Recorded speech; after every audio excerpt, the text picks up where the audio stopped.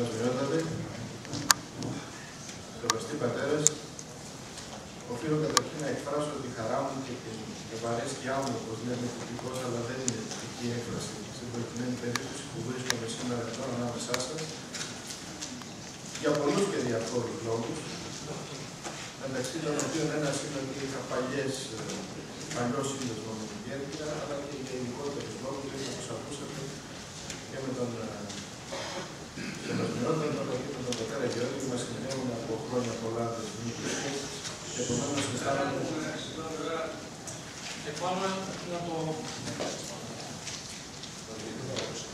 Να αλλάξω μικρόφωνο ή να... Cuide.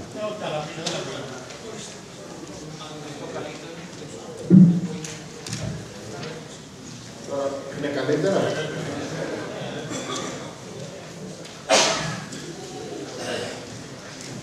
Απλώς να επαναλάβω τη χαρά μου που είμαι ανάμεσά σας και τις ευχαριστίες μου για την τιμή να είμαι σήμερα εδώ. Το θέμα που έχουμε να κουβεντιάσουμε, όπως ήδη εισηγήθηκε και με πολύ γραπηρό και περιεκτικό τρόπο σας το παρουσίασε ο Σεβασμιότατος, αφορά την οικογένεια σε μια ειδική περίπτωση, σε μια ειδική κατάσταση, δηλαδή την οικογένεια η οποία χειροτερεύει, ας το πούμε έτσι, την κρίση της, βοηθούμενη αρνητικά από την κρίση που μας περιβάλλει.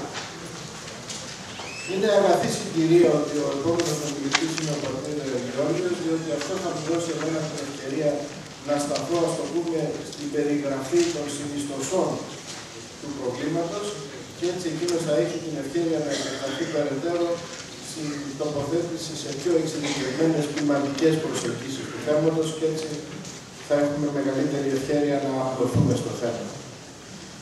Ο τίτλος, όπως θα είδατε, έχει έναν επιστημονικοφανή όρο, το διαγενειακές συγκρούσεις. Στην πραγματικότητα αφορά κάτι στο οποίο είμαστε όλοι έμπειροι και το ζούμε καθημερινά στις οικογένειές μας και στην ποιηματική μας διαπραγματική. Δηλαδή, σε αυτή την εικόνα που ξέρουμε όλοι, ότι μόλις αρχίσουν τα παιδιά και μεγαλώνουν λίγο και κυρίως όταν μπουν στην εφηβεία και αρχίσουν οι μεγάλες ανασυχίες και οι μεγάλες αναστατώσεις, αρχίζουν και οι συγκρούσεις. Να αστιευτώ λιγάκι για να ελαφρύνω την ατμόσφαιρα, λέω μερικές φορές και στους φοιτητές, πώς καταλαβαίνει κανείς όταν μπει ένα παιδί στην εφηβεία μέσα σε ένα σπίτι. Το παλιότερα ήταν πιο εύκολο, διότι δεν ήταν πάγιοι οι λογαριασμοί του τηλεφώνου, ήταν με τη μονάδα. Οπότε μόλις αύξανε απότομα το λογαριασμό του τηλεφώνου, ήξερες ότι έχεις έναν έφηβο στο σπίτι. Το δεύτερο είναι χαρτογραφικό. Μόλις μία πόρτα από τις κρεβατοκάμαρες αποκτήσει ρογμή στην κάσα γύρω-γύρω, ξέρεις ότι κάποιος έχει αρχίσει να την κοπανάει. Επομένως έχεις έναν έφηβο στο σπίτι. Αυτή λοιπόν η εικόνα, εάν σταθούμε απλώς στο να την περιγράψουμε εξωτερικά, δηλαδή τα παιδιά είναι άτακτα, τα παιδιά αγριεύουν και να μείνουμε μόνο σε παροτρύνσεις συμβουλευτικού χαρακτήρα, φαίνεται ότι είναι σαν να προσπαθούμε να επιλύσουμε ένα πρόβλημα χωρίς να καταλαβαίνουμε το πώς δημιουργείται αυτό το πρόβλημα. Και σε αυτό το σημείο θα ήθελα να σας παρακαλέσω στη λέξη πρόβλημα να βάλετε εισαγωγικά. Γιατί μιλώντας για την διέγερση αυτή, δηλαδή μιλώντας για μια κρίση ουσιαστικά, για αυτό που θα λέγαμε κρίση της εφηβείας, στην πραγματικότητα μιλάμε για μια ευεργετική κατάσταση, για μια κατάσταση η οποία παρουσιάζεται ως κρίση, αλλά άνευ της οποίας κρίσεως δεν θα μπορέσει ποτέ αυτός ο έφηβος να ενηλικιωθεί. Άρα έχει και αυτό μια θετική διάσταση. Όταν μιλάμε λοιπόν για αυτή τη σύγκρουση ανάμεσα στις δύο γενναίες, πρέπει καταρχήν να ξεπεράσουμε μια ετοιμότητα που έχουμε για μια συγκεκριμένη μορφή ανάγνωσης του προβλήματος. Τι εννοώ με αυτό? Συνήθως, όταν μιλάμε για τους νέους που επαναστατούν και μας αμφισβητούν και εναντιώνονται και μερικές φορές παρουσιάζονται πολύ επιθετικοί, απίθαρχοι κτλ., η εύκολη ερμηνεία που δίνουμε είναι ότι από τη μια μεριά είναι αυτοί οι αγριεμένοι νέοι που δεν σέβονται τίποτα και αμφισβητούν τα πάντα, και από την άλλη είμαστε κατά κάποιο τρόπο εμείς, οι γονείς τους, οι οποίοι εκπροσωπούμε τη σύνεση και την ορθότητα της σκέψης κτλ. Και επομένως η σύγκρουση μοιάζει σαν να είναι από εδώ το σωστό και από εκεί το λάθος και αυτά συγκρούονται μεταξύ τους. Η οπτική γωνία στην οποία θα σας καλούσα σήμερα να διαβάσουμε αυτή την περιοχή προβληματισμού είναι λίγο διαφορετική. Να το πω προκαταβολικά ότι στην πραγματικότητα δεν έχουμε τη σύγκρουση μεταξύ της κρίσεως της εφηβείας και της οριμότητας από την άλλη μεριά, αλλά στην πραγματικότητα έχουμε τη συνάντηση δύο κρίσεων. Διότι συνήθως εμείς που είμαστε από την πλευρά εκείνων που πρέπει να στηρίξουμε τους νέους μας, δηλαδή οι γονείς, οι ιερείς, οι δάσκαλοι κτλ., κατά τεκμήριον, όταν έχουμε υποτίθεται φτάσει στο να έχουμε αναλάβει πλήρως αυτή την ευθύνη, είμαστε περίπου στη μέση ηλικία μας. Έτσι λοιπόν, το δηλώνω προκαταβολικά και θα το περιγράψω στη συνέχεια και αυτό μας δίνει και την ευκαιρία να καταλάβουμε πώς η εξωτερική κρίση επιδεινώνει αυτές τις κρίσεις. Στην πραγματικότητα έχουμε τη συνάντηση της κρίσεως της μέσης ηλικίας με την κρίση της εφηβείας. Για να καταλάβουμε λοιπόν πώς λειτουργούν αυτά τα δύο, θα πάρω λίγα λεπτά, λίγο χρόνο να περιγράψω από κάθε πλευρά, δηλαδή από την πλευρά των νέων και μετά από την πλευρά των γονέων και ημών, ποια είναι αυτά τα δυναμικά της κρίσεως και πώς όταν συναντιόνται δημιουργούν αυτή την ένταση. Ας πάρουμε λοιπόν καταρχήν την πλευρά των νέων. Τι σημαίνει κρίση σε αυτή την περίπτωση και γιατί έχει τόση ένταση και γιατί έχει τόση έξαρση και γιατί δηλώνω προκαταβολικά ότι όλα αυτά όχι μόνο είναι αναπόφευκτα, αλλά ενδεχομένως είναι και ευεργετικά να λειτουργήσουν σωστά. Φανταστείτε έναν άνθρωπο, ο οποίος πρέπει να φύγει από το μικρό χωριό στο οποίο ζει και να πάει να μεγαλώσει και να ζήσει σε μια μεγαλούπολη. Έναν άνθρωπο που φεύγει από ένα μικρό χωριό της Κέρκυρας για να πάει να ζήσει στη Νέα Υόρκη, παραδείγματος χάρη. Αυτή η μετάβαση έχει απαιτήσεις. Πρέπει κανείς να αποχαιρετήσει αυτά που αφήνει πίσω του, να επιλέξει τι θα κρατήσει από αυτά για να το πάρει μαζί του. Θα πρέπει να έχει μια ταυτότητα, και όταν λέω ταυτότητα δεν εννοώ μόνο τα χαρτιά, τη βίζα για να πάει στη Νέα Υόρκη, εννοώ και να ξέρει ποιος είναι, τι εκπροσωπεί, τι αξίες έχει μέσα του για να μπορέσει να σταθεί στον καινούργιο τόπο. Και εκεί στον καινούργιο τόπο που θα πάει, θα πρέπει να μην κουβαλάει μαζί του εκκρεμότητες, χρέη και από εκεί που έφυγε, θα πρέπει κάπως να έχει τακτοποιήσει αυτούς τους λογαριασμούς. Τι δουλειά έχει αυτή η εικόνα με αυτό που συζητάμε? Είναι μια παρομοίωση για να σας βοηθήσω. Φανταστείτε λοιπόν ένα μικρό παιδί, όπου εδώ το χωριό είναι η οικογένεια, ο μικρός του κύκλος, ας το πούμε, στον οποίο έχει μεγαλώσει, ο οποίος πρέπει να βγει τώρα στην κοινωνία έξω, στο μεγάλο κόσμο ως ενήλικας, και άρα και αυτός αντιστοίχως για να μπορέσει να ενηλικιωθεί, για να μπορέσει να μπει στην κοινωνία των ενηλίκων και να μπορεί να σταθεί με όρους υπεύθυνους για τον εαυτό του, πρέπει και αυτός να τακτοποιήσει κάποιες εκκρεμότητες. Αυτές λοιπόν οι εκκρεμότητες μπορούμε να τις συνοψίσουμε σε μερικά πολύ συγκεκριμένα πράγματα για να διευκολύνουμε και την κατανόηση. Όπως έλεγα πριν, ένα πράγμα που πρέπει να κάνει κανείς είναι να τακτοποιήσει τους αποχαιρετισμούς του, τους αποχωρισμούς του. Αυτό, στην προκειμένη περίπτωση, σημαίνει να ανεξαρτητοποιηθεί, να κοινωνικοποιηθεί, να πάρει μια τέτοια απόσταση από την οικογένειά του, όπου λέμε οι δεσμοί της αγάπης, της ανατροφής, ότι πήρε να είναι ισχυρή, αλλά ταυτοχρόνως να είναι κανείς ανεξάρτητος, υπεύθυνος για τον εαυτό του. Αλλιώς πώς μπορεί να είναι ενήλικος και υπεύθυνος? Ίδιος ο Βασιλόπουλος το υπενήχθηκε πριν, όταν έλεγε ότι ένας τρόπος ανατροφής που δεν σου επιτρέπει να ενηλικιωθεί γιατί έχεις μάθει μόνο σε παροχές, είναι εμποδιστικός αυτής της ενηλικιώσεως. Σε αυτή λοιπόν τη ζώνη που συζητάμε τώρα, αυτού του είδους η απαραίτητη ανεξαρτητοποίηση, το να αποκτήσει κανείς ευθύνη του εαυτού του, σημαίνει να αποχωριστεί και από πράγματα. Για να πάω δηλαδή στη Νέα Υόρκη, πρέπει να αφήσω στο χωριό μου πράγματα, να αφήσω φίλους, αντικείμενα που τα αγαπούσα ή δεν ξέρω εγώ τι. Στην περίπτωση την ψυχολογική λοιπόν είναι να πάρει κανείς μια απόσταση από τους γονείς του, να πάρει μια απόσταση από τα αγαπημένα πρόσωπα. Εκεί λοιπόν αρχίζει ένα κομμάτι της σύγκρουσης. Και αυτό το κομμάτι της σύγκρουσης είναι, πώς να το πούμε, για να μπορέσεις να χωρίσεις κάτι, κάνουμε κάτι Θυμάστε αυτό το παραμύθι της Αλεπούς με τα σταφύλια που όταν δεν τα έφτανε έλεγε ότι είναι ξινά. Ο έφηβος λοιπόν, για να μπορέσει να απομακρυνθεί από τα αγαπημένα του πρόσωπα, τα λέει λίγο ξινά. Ξαφνικά δηλαδή, αυτό που έλεγα πριν, ότι πώς κοπανάει η πόρτα, τους πιο αγαπημένους του ανθρώπους μοιάζει σαν να τους μισεί.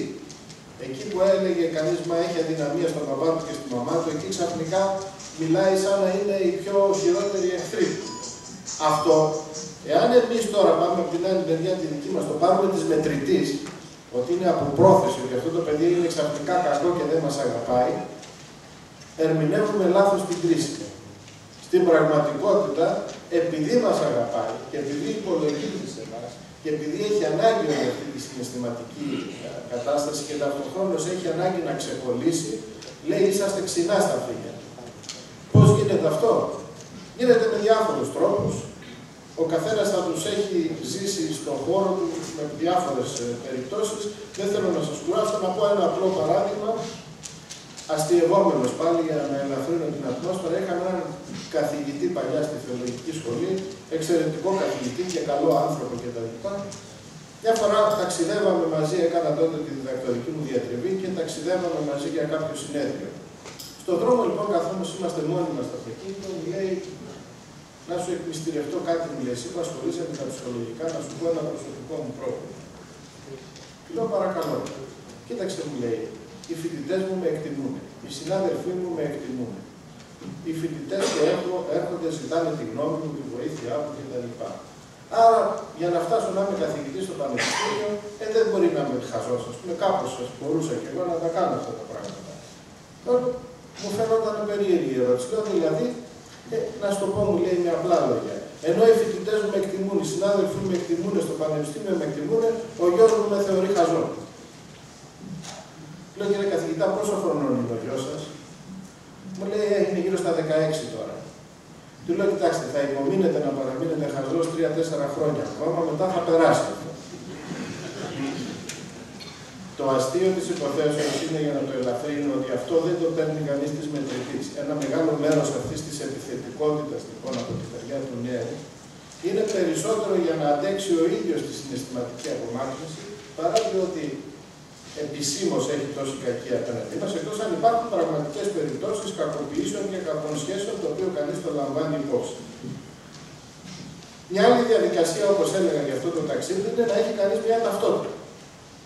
Για να σταθεί κανείς σε καινούργιες συνθήκες δύσκολες, πρέπει να έχει μια οριμασμένη ταυτότητα για να μπορέσω να συναναστραφώ και να σταθώ σε ένα μέρος αλόθριο, ξένο, διαφορετικό, όπως μοιάζει η εξωτερική κοινωνία για έναν άνθρωπο που βγαίνει για πρώτη φορά σε αυτή, πρέπει να έχω ολοκληρώσει την ταυτότητά μου. Η έννοια της ταυτότητας στην ψυχολογική της διάσταση σημαίνει να ξέρω ποιος είμαι, να ξέρω τι πιστεύω, να ξέρω τι αρχές έχω. Ένας άνθρωπος που έχει μια συγκροτημένη προσωπικότητα, δηλαδή είναι ένας ενήλικος όριμος άνθρωπος, ξέρει τι πιστεύει και μπορεί να το αντιδιαστήλει, να το διαχωρίσει από αυτό που είναι αντίθετο προς τις πεποιθήσεις του, προς τα πιστεύματά του. Να ξέρει ποιες είναι οι αρχές του. Να ξέρει πού πατάει τα πόδια του για να διαλεχθεί με τον απέναντι κόσμο. Καταλαβαίνετε λοιπόν ότι για να το κάνει κανείς αυτό δεν έρχεται από το πουθενά. Είναι αυτά τα πράγματα που έχει μαζέψει, που έχει γράψει στην ψυχή του, στο μυαλό του, στη σκέψη του, στην παιδεία του, όλα αυτά τα χρόνια της παιδικότητας και στη συνέχεια της εφηβείας, μέχρι να φτάσει στην ενηλικίωση. Δηλαδή, ο τρόπος που έχει μάθει να πιστεύει, ας πούμε, σε ποιο Θεό πιστεύει, να το πω έτσι λαϊκά, σε σχέση με το τι έζησε στο σπίτι του, τι άκουσε στην ενορία του, τι εικόνα έχει από τον παπά της ενορίας του, τι εγγραφές έχει κάνει. Για αυτή την πατρίδα του, ας το πούμε, για την εθνική του συνείδηση, πώς την έχει ζήσει, πώς την έχει καταλάβει, τι του έχουμε μεταγγίσει για αυτό το πράγμα. Όλα αυτά λοιπόν, όπως καταλαβαίνετε, για να τα συνδέσω και με τον προβληματισμό περί κρίσεως, ήδη αρχίσει και γίνεται ορατό πόσο πιο δύσκολα γίνονται σήμερα. Διότι αυτή η κρίση που μας περιβάλλει δεν είναι απλώς μια οικονομική κρίση. Η οικονομική κρίση είναι το αποτέλεσμα μιας ευρύτερης κρίσης, που είναι πνευματική κρίση, που είναι κρίση αξιών, που είναι κρίση παραδόσεων, σαν όλος ο πολιτισμός που μας περιβάλλει σήμερα είναι να ταλαντεύεται και να αμφισβητεί τις αρχές και τις αξίες με τις οποίες πορεύτηκε όλα αυτά τα χρόνια. Έτσι λοιπόν καταλαβαίνετε ότι αυτός ο νέος άνθρωπος, ο οποίος όπως σας έλεγα πριν, για να ανεξαρτητοποιηθεί, για να κοινωνικοποιηθεί και για να αποκτήσει μια ταυτότητα συγκεκριμένη, πρέπει να το δει με αυτό που έχει απέναντί του, γύρω του, δηλαδή σε εμάς και στην οικογένειά του. Επομένως, καταλάβετε τώρα, άμα τα βάλετε μαζί, αν αυτή η οικογένεια, λόγω της ανοριμότητας της πνευματικής, η οποία καλλιεργήθηκε μέσα από τις εικόνες που μας περιέγραψε πολύ ωραία πριν ο Σεβασμιώτης, έχει μια ανεπάρκεια στο τι είδους αρχές μεταδίδει, στα ποια πιστεύματα μεταδίδει, στο ποιες αξίες μεταδίδει. Και ταυτοχρόνως μπαίνοντας μια σε μεγάλη κρίση όπως είναι αυτή τώρα, αποσταθεροποιείται ακόμα περισσότερο. Και ο χώρος που μας περιβάλλει, όπως το έχουμε ζήσει άλλωστε όλα αυτά τα χρόνια και τώρα πια γίνονται φανερές οι συνέπειες, έχει μια ασάφεια για το σε ποια πατρίδα πιστεύουμε, το σε ποιες αρχές πιστεύουμε, το σε πώς καταλαβαίνουμε την Εκκλησία μας, πώς ζούμε τη ζωή μας γύρω-γύρω. Καταλαβαίνετε αν αυτό είναι ασαφές μες στην οικογένεια. Είναι ασαφές και σε αυτό που περιβάλλει την οικογένεια στο κοινωνικό ιστό. Καταλαβαίνετε πόσο δύσκολο είναι τώρα για αυτόν τον νέο να τα ενσωματώσει αυτά τα πράγματα μέσα του για να μπορέσει να έχει μια ταυτότητα επαρκή και αντοχές τέτοιες που να μπορέσει συγκρουόμενος υγιώς να ανεξαρτητοποιηθεί και να αναλάβει τον εαυτό του απέναντι στις ευθύνες που καλείται να αναλάβει κανείς για να ενηλικιωθεί. Εδώ υπάρχει και μια τρίτη πτυχή, η οποία είναι, ας το πούμε, πιο ψυχολογική, ας το πω έτσι, αλλά παρόλα αυτά πάρα πολύ καθημερινή. Υπενήχθηκα πριν ότι για να φύγει κανείς από αυτό το μικρό χωριό να πάει στο μεγάλο, πρέπει να κάνει τους αποχαιρετισμούς του και να φτιάξει την ταυτότητά του. Αυτό όμως, είπα ότι προϋποθέτει κιόλας να τακτοποιήσει και τις εκκρεμότητες, τους λογαριασμούς που έχει ανοιχτούς, δεν φεύγει κανείς με χρέη. Τα χρέη στην προκειμένη περίπτωση εδώ, το βάζω τη λέξη μέσα σε εισαγωγικά, αφορούν περισσότερο χρέη εσωτερικής φύσεως, συναισθηματικής φύσεως, εκκρεμότητες που σχετίζονται πάρα πολύ με τα βιώματα που έχει κανείς καταρχήν από την οικογένεια και κατά προέκταση αυτό που θα τη λέγαμε ευρύτερη οικογένεια. Διότι ξέρετε, υπάρχουν οι φυσικοί γονείς, ο πατέρας και η μάνα δηλαδή, αλλά στην καρδιά του παιδιού, στην καρδιά του κάθε ενός από εμάς καθώς μεγαλώνουμε, έχουν την θέση τους και οι λεγόμενοι θεσμικοί γονείς. Με όρους τεχνικούς. Δηλαδή είναι ο φυσικός γονέας, είναι ο πατέρας μου, αλλά και ο θεσμικός γονέας είναι ο δάσκαλός μου, ο παπάς μου, αυτοί που εκπροσωπούν, ας το πούμε έτσι, γονεϊκές φιγούρες μέσα στην μεγαλύτερη οικογένεια, όπως είναι η Εκκλησία μας, παραδείγματος χάρη. Οι αναγωγές λοιπόν που γίνονται εκεί αφορούν εγγραφές σε πρωταρχικά βιώματα, σε βιώματα πολύ παιδικής ηλικίας, τα οποία δεν μπορούμε να καταλάβουμε την αξία που έχουν, στον τρόπο που σχηματίζουν την εντύπωση που έχουν τα παιδιά για τους μεγάλους ήδη από πολύ νωρίς. Θα σας δώσω δύο πτυχές για να καταλάβετε τι εννοώ. Πτυχή πρώτη. Αυτό που λέμε πώς ένα παιδί μαθαίνει τι είναι δίκαιο και τι είναι σωστό στη ζωή του. Όταν μεγαλώνουμε, είναι αναπόφευκτο να υποστούμε κάποιους μικροτραυματισμούς, ας το πούμε, μέσα από αυτή τη σχέση γονέων-παιδιών, οι οποίοι δεν γίνονται γιατί οι γονείς θέλουν το κακό μας, αλλά διότι μέσα στην αγωνία τους να μας προφυλάξουν από τα λάθη και να μας μάθουν το σωστό, κάνουν ό,τι μπορούν. Και εκεί αρχίζουν τα ανθρώπινα. Θα σας πω ένα αστείο παράδειγμα για να καταλάβετε τι εννοώ, πόσο πολύ νωρίς μπορεί χωρίς να το καταλαβαίνουμε να εγγράφεται στον ψυχισμό του παιδιού η αίσθηση μιας ασάφειας, ανευθυνότητας σε σχέση με τους μεγάλους απέναντι στους οποίους βρίσκεται. Η εικόνα είναι αστεία, αλλά θα σας την περιγράψω για να καταλάβετε. Φανταστείτε λοιπόν ένα παιδάκι το οποίο μόλις μεγαλώνει, αρχίζει και οδηγάει στο σπίτι και ψάχνει γύρω-γύρω τα πράγματα. Ξέρετε πώς είναι μόλις αρχίζει και στέκεται όρθιο και μόλις αρχίζει και εξερευνά τον κόσμο γύρω. Σε ένα τραπεζάκι λοιπόν στο σαλόνι, έτσι μπροστά στο καθιστικό, η μαμά έχει στολίσει δύο ωραία βαζάκια. Μοιάζουν μεταξύ τους, είναι και τα δύο πορσελάνινα, είναι καλής ποιότητας βαζάκια, τα έχει στολίσει εκεί. Αλλά αυτά τα βαζάκια, ενώ εξωτερικά είναι ίδια, συναισθηματικά για αυτή τη μαμά έχουν άλλο φορτίο. Το ένα βαζάκι της το έχει κάνει δώρο η κουμπάρα της, που ήταν και συμμαθήτριά της, και ήταν και παιδικές φίλες, άρα είναι αναμνηστικό δώρο του γάμου από την κολλητή της φιλενάδα, να το πω έτσι. Άρα είναι συναισθηματικά φορτισμένο πολύ. Το διπλανό βαζάκι είναι και αυτό συναισθηματικά φορτισμένο, αλλά του το έχει κάνει δώρο η πεθερά της που δεν την ήθελε για νύχτα. Ενώ λοιπόν εξωτερικά τα δύο βαζάκια μοιάζουν, το ένα δεν θέλει να το βλέπει και το άλλο δεν θέλει να το χάσει. Αυτό δεν το έχει στο μυαλό της ως σπουδαίο πράγμα, είναι όπως καταλαβαίνετε αυτά που έχουμε καθημερινά συναισθηματικές καταστάσεις. Ο μικρός Γιαννάκης λοιπόν που εξερευνά το σπίτι και παίζει, κάποια στιγμή κάνει μία και σπάει το καλό βάζο. Καταλαβαίνετε ποιο είναι το καλό βάζο τώρα, έχουμε εξερευνήσει στο θέμα. Το βλέπει η μαμά, γίνεται έξαλλη. Το βουτάει το Γιαννάκη και ο Γιαννάκης δεν ξέρει τι ήταν αυτό το τρομερό που κόντεψε η μαμά του να τον πετάξει από το παράθυρο. Και μαθαίνει ότι αυτό το πράγμα δεν είναι καλό. Μετά από λίγο, όπως χωρίς να το καταλάβει το παιδί, είναι σπάει και το άλλο βαζάκι.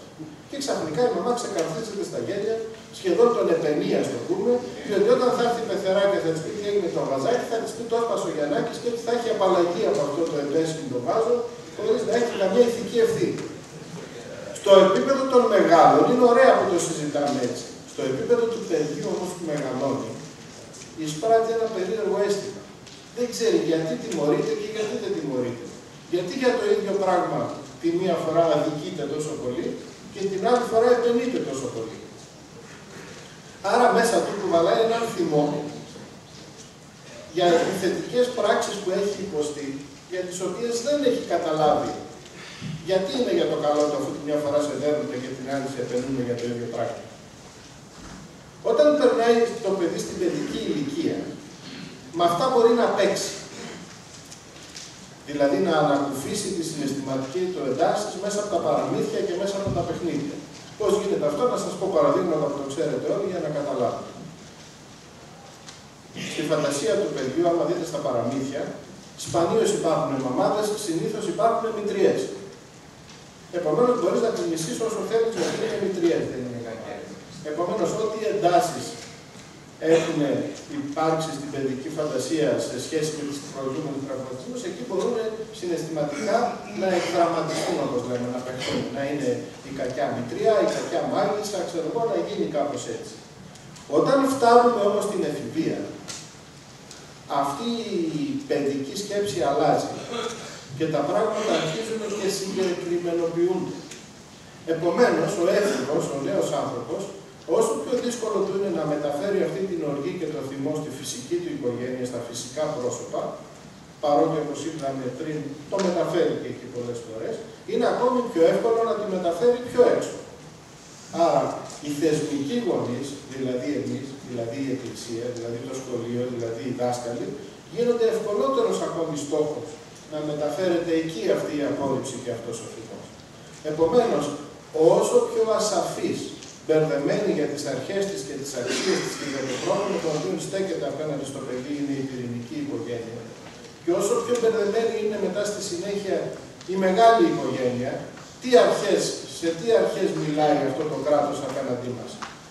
Διότι και εμείς πολλές φορές απέναντι στο κράτος, παραδείγματος χάρη, είμαστε στη θέση αυτού του παιδιού με το βαζάκι. Διότι για το ίδιο πράγμα μας επενεί και για το ίδιο πράγμα μας τιμωρεί.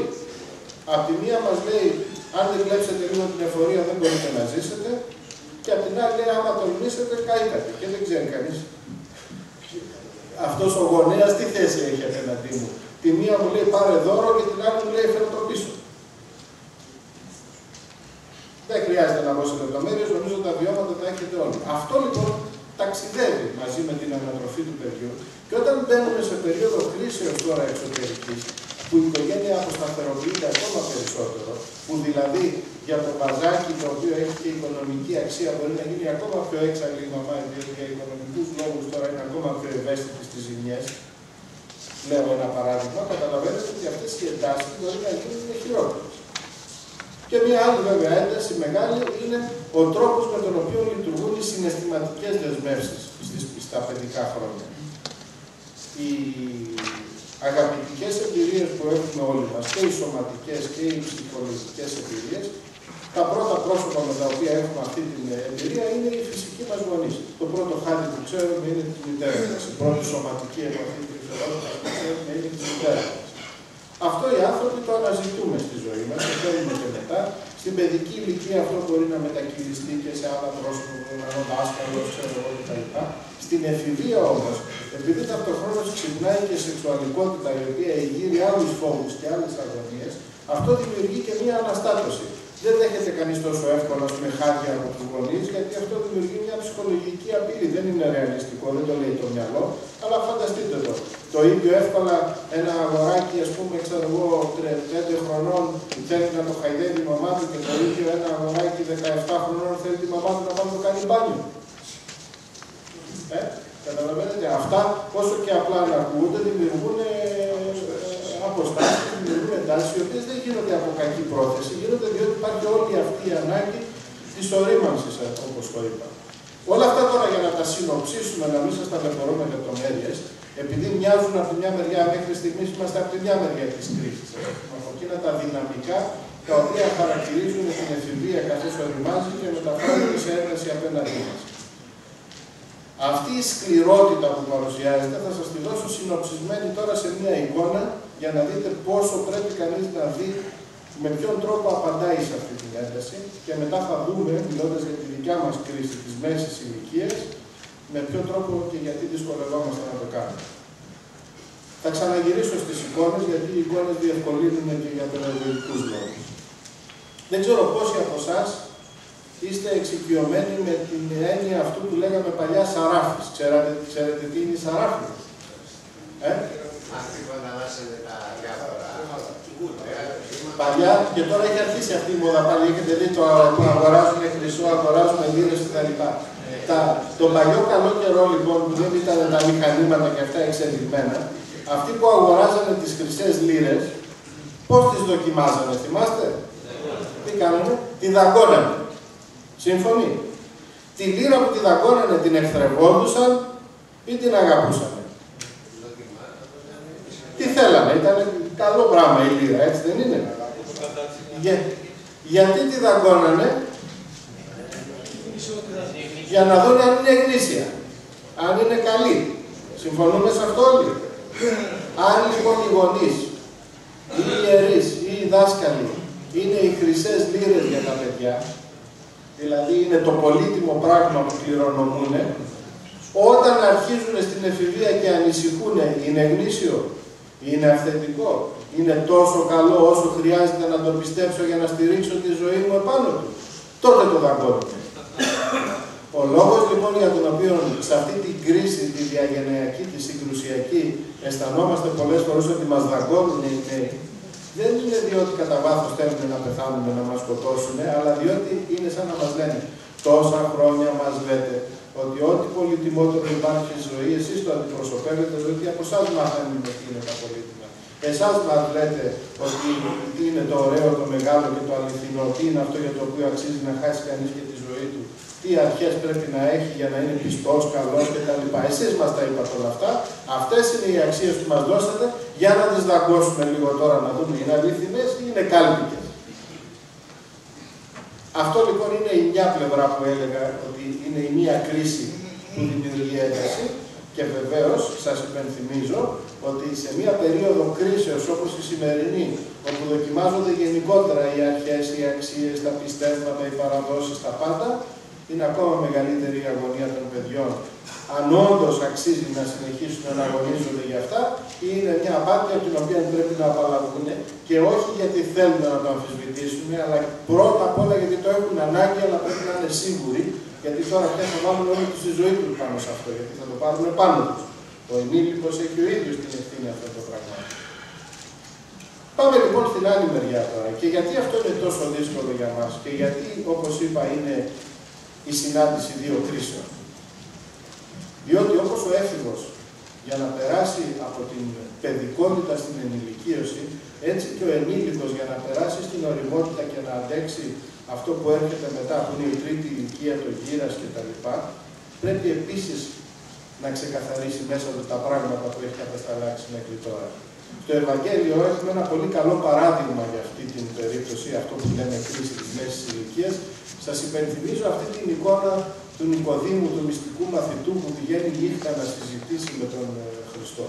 Εκείνος επισήμως, στο φως της ημέρας, είναι ένας ενήλικος άνθρωπος που εκπροσωπεί τη θρησκευτική τάξη της εποχής του, την κοινωνική τάξη της εποχής του. Υποτίθεται ότι να το πω έτσι, κατά κόσμο, να πούμε, ξέρει και τι πιστεύει, ξέρει και τι κάνει, διότι το αντιπροσωπεύει και για τους άλλους. Όμως, στην κρίση την προσωπική, εκεί που φτάνει να αναρωτηθεί ο ίδιος πού βρίσκεται η αλήθεια των πραγμάτων, πάει στον ίδιο τον Χριστό και είναι σαν να του λέει, ας αυτά τα τυπικά που λέμε, επί της ουσίας ποια είναι η αλήθεια, ποια είναι η αληθινή πίστη. Και αρχίζει αυτός ο διάλογος με τον Χριστό για το τι είναι τα ουσιώδη. Το λέω για να σας δώσω ένα παράδειγμα ότι και από την παράδοσή μας στην θεολογική δεν είναι κάτι πρωτοφανές που το ανακάλυψαν ξαφνικά οι ψυχολόγοι ότι σε κάποια ηλικία οι άνθρωποι αυτό που ήταν αυτονόητο μέσα στον νεανικό ενθουσιασμό τώρα στην ωριμότητα πρέπει να γίνει όριμο και κατασταλαγμένο πράγμα. Τι γίνεται λοιπόν? Όταν ξεκινήσουμε σε αυτή την πορεία που πολύ ωραία την περιέγραψε ο Σεβασμιότατος πριν, μπούμε, ας πούμε, ενηλικιωθούμε και μπούμε σε αυτόν τον αγώνα να φτιάξουμε την οικογένειά μας, το σπίτι μας, τη δουλειά μας, την καριέρα μας κτλ. Κάποια στιγμή είναι σαν αυτά να μας παίρνουν μέσα. Οι άνθρωποι που φτάνουν στη μέση ηλικία πολλές φορές έχουν ξεχάσει τους νεανικούς ενθουσιασμούς, τις αρχές με τις οποίες ξεκινήσαμε. Δεν είναι τυχαίο που ο Κύριος τους μαθητές λέει ξαναγυρίστε στην Γαλιλαία, εκεί που ξεκινήσαμε. Χρειάζεται πάντα να γυρίσει κανείς στην αρχή για να μην χάνει αυτό το ζήλο και τον ειλικρινή ενθουσιασμό με τον οποίο ξεκίνησε. Ο μέσος της ηλικίας λοιπόν άνθρωπος που είναι τώρα οικογενειάρχης, που έχει παιδιά κτλ. Αντιμετωπίσει τη δικιά του κρίση. Και αυτή η κρίση έρχεται με τρόπους που δεν μας προειδοποιεί. Πας ένα πρωί να χτενιστείς στον καθρέφτη και ανακαλύπτεις ότι έχεις δρυπτίδα, γυαλίζει λίγο πιο πολύ ο καθρέφτης εδώ πάνω γιατί κάτι έχει αραιώσει εδώ. Λαχανιάζεις πιο πολύ όταν ανεβαίνεις στη σκάλα. Σε παίρνουν τηλέφωνο να σου πούνε ότι ο ξάδελφός που είσαστε συνομήλικοι και παίζατε μαζί μπάλα έπαθε έφραγμα. Έρχονται οι ειδοποιήσεις δηλαδή ότι κάποιος απολογισμός πρέπει να γίνει, ότι τα πράγματα δεν θα πηγαίνουν πάντοτε όπως πηγαίνανε και πρέπει να τα ξαναδούμε τα πράγματα. Αυτό είναι λοιπόν μια αναστάτωση. Σε περίοδο κρίσεως λοιπόν όπως η σημερινή, όπου η οικονομική ανασφάλεια είναι μεγαλύτερη, όπου για τα θέματα της υγείας έχουμε μεγαλύτερες ανησυχίες γιατί δεν ξέρουμε αν θα έχει παπάκι στο νοσοκομείο και ούτω καθεξής, αυτού του είδους τα ερεθίσματα γίνονται ακόμα πιο απειλητικά. Ένα δεύτερο κομμάτι που είναι επίσης δημιουργεί αναστάτωση σε αυτή την ηλικία είναι ότι αρχίζουν και χτυπάνε τα καμπανάκια. Άντε λίγο η πίεση, άντε λίγο του πάχυνα, άντε λίγο που λαχανιάζω και ούτω καθεξής. Άλλη ανησυχία. Μπαίνει μια τρίτη ανησυχία. Είμαι σε μια ηλικία που όσο ήμουν ακόμα 30 χρονών, 35 χρονών, 40 χρονών, οραματιζόμουν ακόμα πράγματα. Σκεφτόμουν, θα γίνω διευθυντής στην τράπεζα που δουλεύω, θα γίνω ηγούμενος στο μοναστήρι μου, θα γίνω προϊστάμενος στο ναό μου, θα γίνω δεσπότης. Ξέρετε, διάφορα τα λέω σε αυτό το μεταξύ μας, γιατί άμα βγούμε στον επαγγελματικό χώρο τον άλλο, ο καθένας στον χώρο της δουλειάς του έχει τις ανησυχίες. Όταν φτάσει κανείς στη μέση ηλικία, αρχίζει και καταλαβαίνει ότι τα περιθώρια μικραίνουν. Μερικά πράγματα καταλαβαίνεις ότι δεν θα μπορέσεις να τα ολοκληρώσεις. Μερικά πράγματα μπορεί να μην μπορέσεις να τα ικανοποιήσεις. Εμφανίζονται νεότεροι άνθρωποι στον χώρο, οι οποίοι ξαφνικά, επειδή η ζωή τους ευνόησε, ξέρουν πιο πολλά γράμματα, είναι πιο καλά εκπαιδευμένοι, ξέρω εγώ, και παρουσιάζονται σαν αντίπαλοι αντί να είναι η νέα γενιά. Αυτό όλο λοιπόν δημιουργεί μια ψυχολογική αναστάτωση. Μια ηλικία, μια το επάγγελμα, μια κοινωνική κρίση γύρω-γύρω, μια η ανασφάλεια, τι θα γίνει με τη σύνταξη με το ένα με το άλλο, δημιουργείται μια αναταραχή.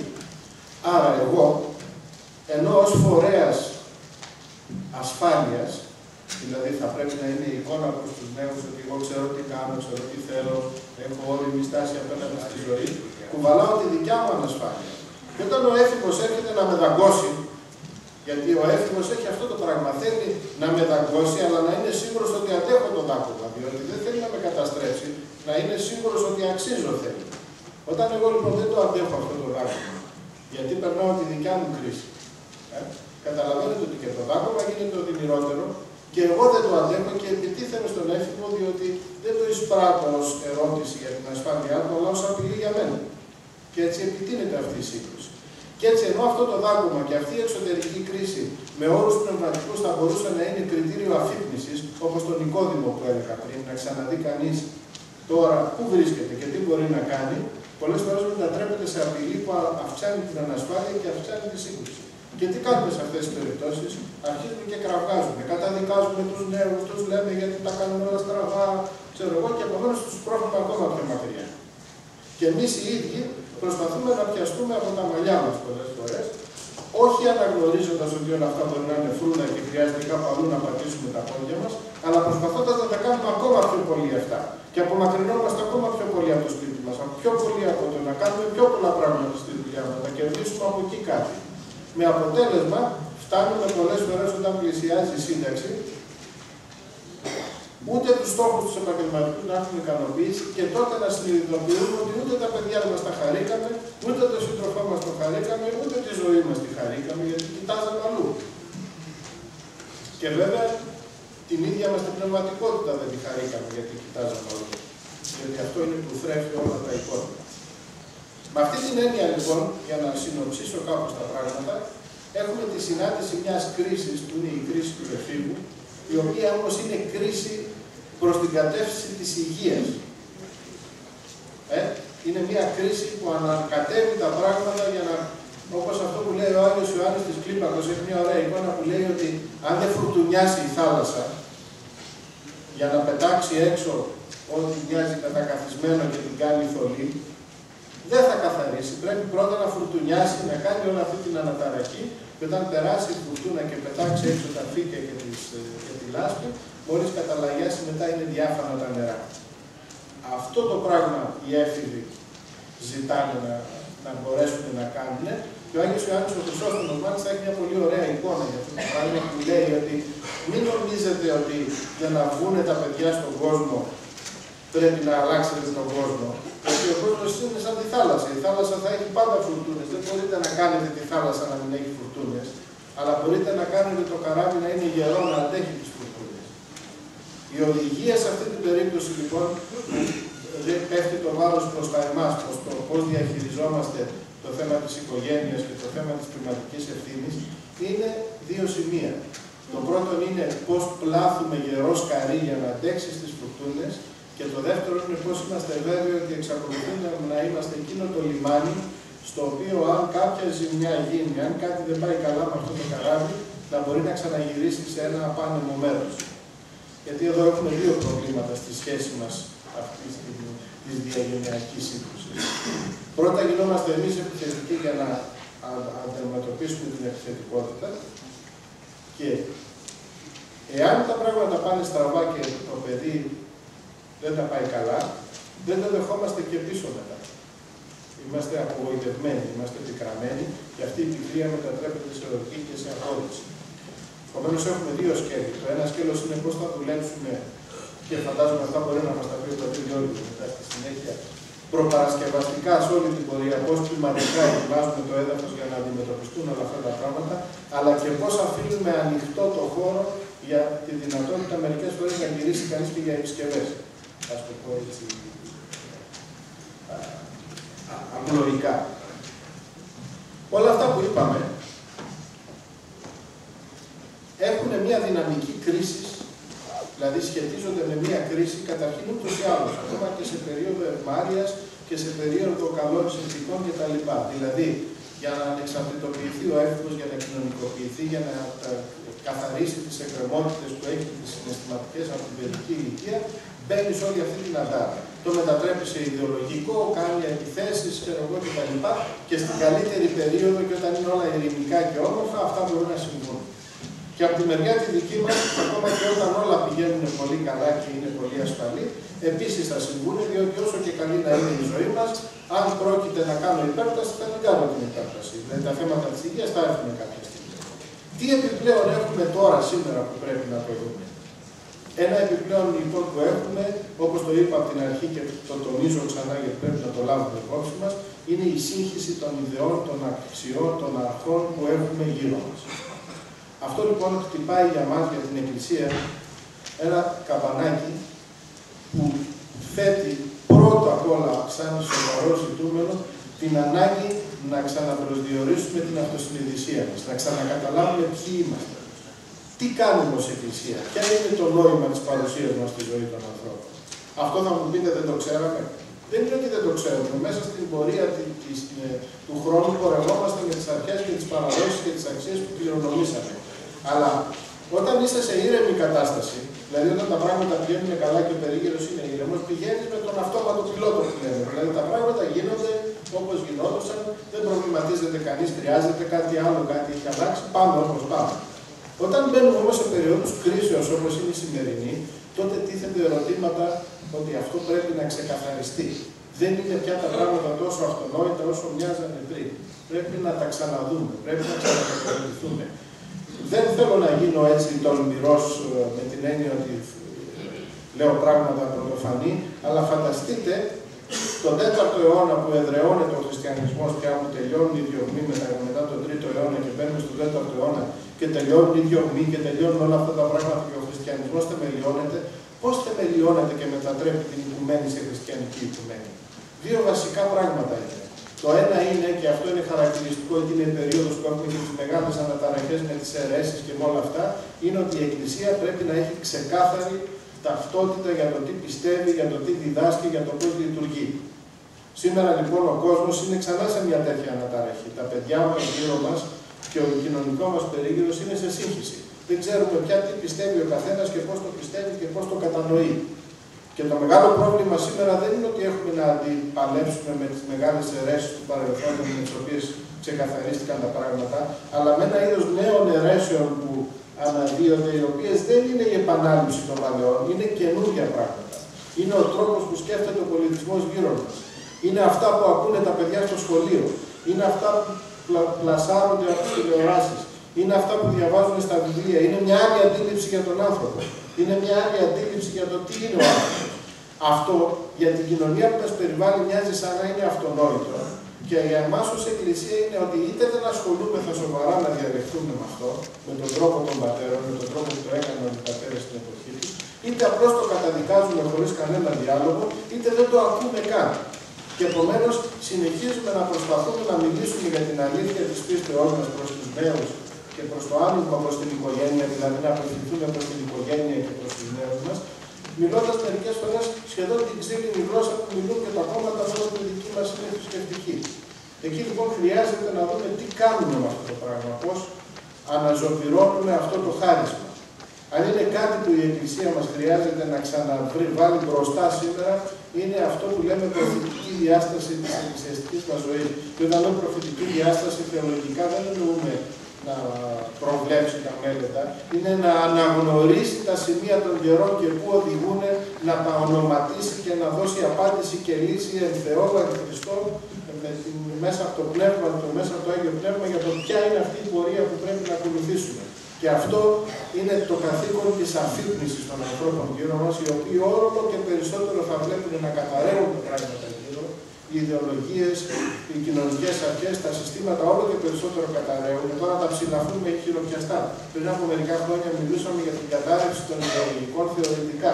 Τώρα το ψηλαφούμε, γιατί οι οικονομικές συνέπειες αυτής της καταρρεύσεως μας αγγίζουν όλους. Εδώ λοιπόν έρχεται το πρώτο μεγάλο αίτημα. Πώς απαντάμε ως Εκκλησία σε αυτά? Και δεν μπορούμε να απαντήσουμε αναμασώντας έτοιμα πράγματα, όπως τα λέγαμε πάντοτε. Πρέπει να βρούμε τρόπους αυτή την ίδια αλήθεια που τη ζει η Εκκλησία 2.000 χρόνια τώρα, να την πει στους ανθρώπους με έναν τρόπο που οι άνθρωποι έχουν ανάγκη να το καταλάβουν σήμερα. Και ο άμεσος που πρέπει να το ακούσει αυτό και να το ενστερνιστεί είναι η οικογένεια και οι νέοι άνθρωποι. Εκεί είναι η καρδιά που χτυπάει μέσα στην κοινωνία μας, η οποία χρειάζεται αυτή τη στιγμή θεραπευτική προσέγγιση. Και το δεύτερο επίπεδο, το οποίο πολύ σοφά το τόνισε ο Σεβασμιότητος, και σας παραπέμπω ξανά στον 4ο αιώνα, γιατί είναι πολύ σημαντική αυτή η αναλογία, είναι ότι δεν είναι μόνο η πνευματική καθοδήγηση, αλλά και η έμπρακτη ύπαρξη στάση μας δίπλα σε αυτούς τους ανθρώπους. Δηλαδή η οικογένεια που δοκιμάζεται σήμερα χρειάζεται να ξαναβρει αρχές και αξίες και πνευματικότητα, χρειάζεται να μπορεί να σταθεί και στα πόδια. Και γιατί σας παραλληλίζω με τον 4ο αιώνα, διότι αυτό που έδωσε τη μεγάλη όθηση στον 4ο αιώνα και η Εκκλησία εδραιώθηκε μετά από το τελείωμα των διωγμών κτλ. Είναι δύο πράγματα, αν τα δείτε έτσι, στην τελικό του καταστάλματα. Το ένα είναι ότι έχει μια οριμασμένη πια πρόταση ζωής. Λέει πώς δηλαδή το Ευαγγέλιο της αγάπης γίνεται τρόπος ζωής των ανθρώπων. και ταυτοχρόνως στηρίζει έμπρακτα όλη αυτή την κοινωνική κρίση που υπάρχει γύρω της. Είναι η περίοδος η μεγάλη της Βασιλιάδος, των συσιτίων για την εποχή που οργανώνονται στους μεγάλους λοιμούς και δεν φτάνει τότε η πολιτεία, η καταραίουσα σχεδόν αυτοκρατορία, να απευθύνεται στους κατατόπους επισκόπους και να τους ζητάει να αναλάβουν εκείνη την ευθύνη για την κατάρρευση της κοινωνίας γύρω τους. Και έτσι παρουσιάζονται έργα τεράστια, τα πρώτα νοσοκομεία, τα πρώτα μεγάλα φιλανθρωπικά έργα κτλ. Η Εκκλησία τότε δεν ζει σύγκρουση από εδώ είναι τα πνευματικά και από εκεί τα υλικά. Ζει ένα πράγμα, ότι υπάρχει η αγάπη και αυτή η αγάπη ζει μέσα από την αναπνέει και αναπτύσσεται μέσα από την πνευματικότητα που βγαίνει από την εν Χριστώ ζωή και από τον τρόπο που η Εκκλησία λειτουργεί ως ευχαριστιακό σώμα με εξαρτητική λειτουργία και πώς μετατρέπεται αυτό σε τρόπο υποστήριξης των ανθρώπων. Αυτό είναι που πρέπει να ξαναδούμε σήμερα και ο πρώτος που έχει ανάγκη αυτή την απάντηση είναι η οικογένεια και οι νέοι. Και αυτό σημαίνει δύο πράγματα και θα σταματήσω να μην σας κουράσω περισσότερο. Όσον αφορά με τους νέους και κατά προέκταση όσον αφορά τον κόσμο που μας περιβάλλει, πρέπει να βρούμε τρόπο να διαλεχθούμε μαζί του με το σφρίγος και τη δύναμη που διαλέχθηκαν στην εποχή τους οι μεγάλοι πατέρες της Εκκλησίας μας όταν αντιμετώπιζαν παρόμοια πράγματα. Όπως δηλαδή έχουμε τον διάλογο και το καταστάλαγμα της υπερνίκησης, ας το πούμε έτσι, του χριστιανισμού στον τρόπο που η αρχαία ελληνική φιλοσοφία επηρέαζε την τότε οικουμένη, έτσι σήμερα καλείται ο χριστιανισμός να κάνει αυτό το διάλογο με αυτό που κατακλείζει τη σημερινή οικουμένη. Διότι αυτό που μας κατακλείζει γύρω μας μοιάζει χριστιανικό, αλλά δεν είναι. Ο τρόπος που δομείται η κοινωνία μας και ο τρόπος γύρω μας έχει διατηρήσει ένα εξωτερικό επικάλυμα χριστιανικής παράδοσης όπως αναπτύχθηκε μέσα στους αιώνες στην Ευρώπη και στον δυτικό κόσμο, αλλά ο τρόπος που σκέφτεται και λειτουργεί απέχει παρασάκας από το Ευαγγέλιο και αυτό είναι καιρός να το ξαναδιαπραγματευτούμε με όρους και πνευματικότητα και τρόπο και ουσία και βάθος όπως έκαναν οι πατέρες της ανάμεικης εποχές. Και το δεύτερο που έχουμε να κάνουμε είναι, όπως πολύ απλά και πολύ ωραία το είπε ο Σεβερνιότατος, να σηκώσουμε τα μανίκια μας και να δούμε πώς αυτή η μεγάλη οικογένεια που λέγεται Εκκλησία μπορεί να στηρίξει τις μικρές οικογένειες, τις κατοίκων εκκλησίες κατά τον Ιερό Χρυσόστομο, ούτως ώστε αυτά τα βασικά κύτταρα της κοινωνικής μας δομής και το μέλλον μας που είναι νέοι να εγκεντριστούν ξανά μέσα σε αυτή την πνευματικότητα, γιατί αυτό είναι ίσως η μόνη ελπίδα για το αύριο. Δηλαδή, και τελειώνω με αυτό, αν θέλουμε να οργανώσουμε μια ποιμαντική της οικογένειας και των νέων, οφείλουμε να έχουμε αυτές τις γνώσεις που μας έρχονται θύραθεν για να μπορέσουμε να τις αξιοποιήσουμε, αλλά οφείλουμε να τις προσλάβουμε και να τις μεταμορφώσουμε μέσα στην Εκκλησία με ένα κριτήριο. Πρέπει να είναι σύμφωνος λοιπόν η γνώμη και η ευχαριστία και η ευχαριστία να βεβαιεί τη γνώμη. Το κριτήριό μας είναι η Θεία Λειτουργία. Εκεί σε αυτό το καμίνι μέσα πρέπει να μπουν τα πράγματα, να λειτουργηθούν, να εκκλησιαστούν και να μοιραστούν στους ανθρώπους ως αντίδωρο για να ζήσουν με αυτό το αύριο πέρα. Ευχαριστώ πολύ.